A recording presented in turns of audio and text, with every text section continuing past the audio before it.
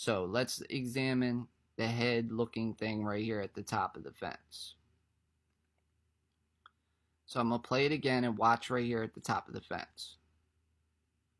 This is like frame by frame. This is in rewind. Now it's going forward. And you see this weird thing appear at the top of the fence. Now, you also see at the same time as this weird thing appears at the top of the fence, you see weird shadowing happen behind the fence. Watch right here.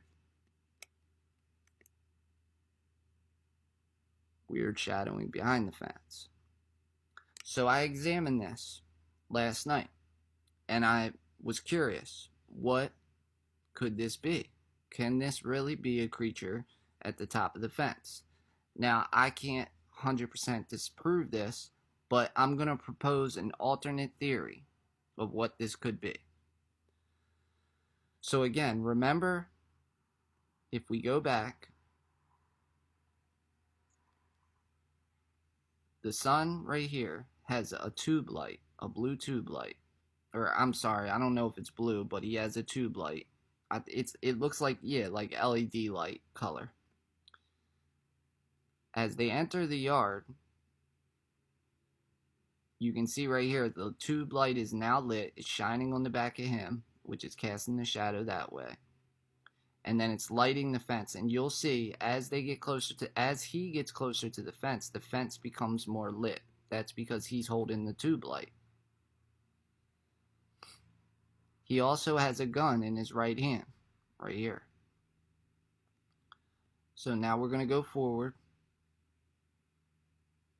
And you can see as he enters the yard, and I can show this a little bit better by doing this, to prove that the tube light is on.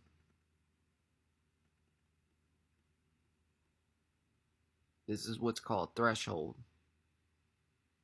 And it's going to show any light sources in the frame. Now watch this. As you can see,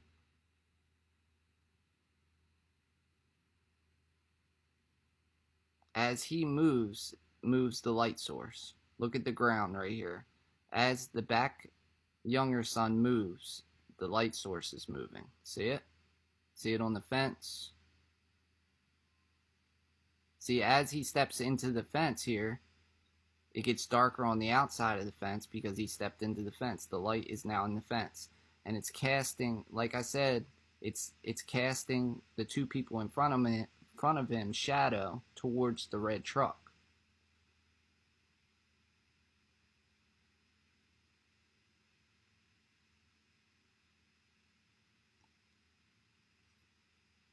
So this is how you can kind of identify light source, like where a light source is located.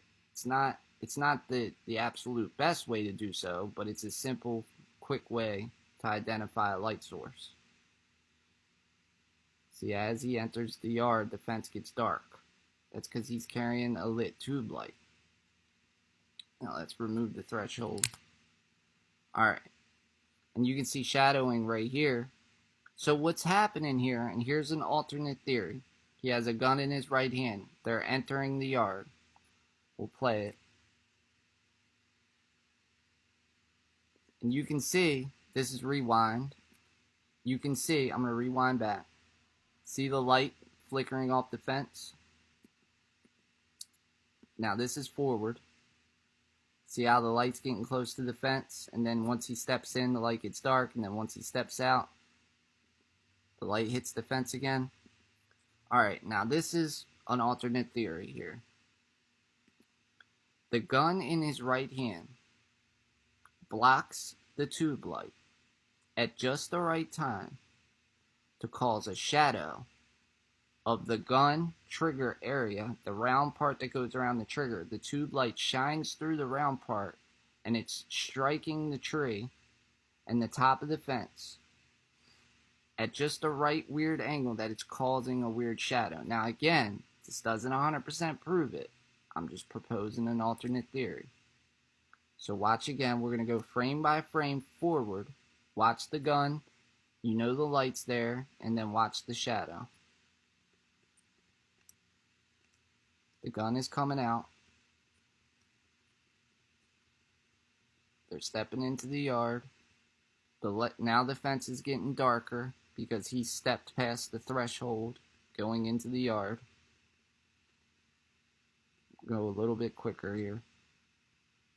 Now the father gets spooked. The red hat, the son wearing the red hat seems to see something. The guy in the blue shirt reacts. His reaction is to step back and look. He's raising the gun. His tube light's in his left hand. He's raising the gun. Now he's got the gun over here. It hasn't blocked any of the tube light yet. But where does his hand go?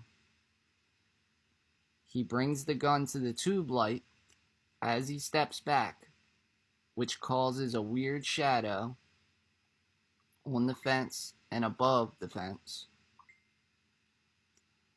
Now he's basically got the tube light and the gun right next to each other, which is casting this shadow. As he continues to step back, the gun is now blocking part of the tube light, and then the camera turns. Now, I wanted to make this video, guys, because I fully examined the video last night, and these are some of the conclusions I came to. Again, none of this is 100% proof. This is alternate theories to go against my other theories on this case. So my first theory was that there was a creature when I examined it on the phone that was seen in this area. Now I've showed you a possible debunk to that, which is that the tube light's casting on the father, which is casting a shadow, which there's a light source on the house right here, which the father blocks some of this reflection of the light source off the red truck. And then we looked at the fence. And again, this is an alternate theory based on what I proposed possible, or that was alleged before, which is that some kind of creature moved from here to here and then turned around and then appeared at the top of the fence. Well, it could be possible that the person at the back here has a tube light, as we've seen now, and he has a gun in his right hand, and as he reacts to the startledness of his father, the two people in front of him, as you can see, he brings the gun up against the tube light, and I'll play it. Right as he does that, that's when the weird shadow appears. Watch again.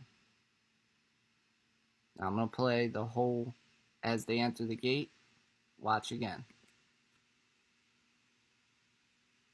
The gun, the tube light, the father reacts. He brings the gun to the tube light, weird shadow, and the phone jumps away.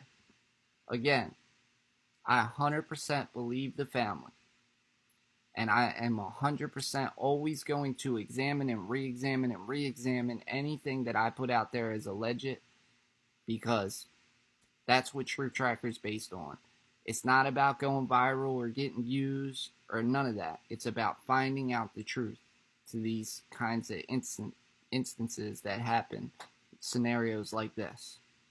And we're going to keep examining this video more and more. We're going to examine every possible sighting we can see in this video to find out the truth.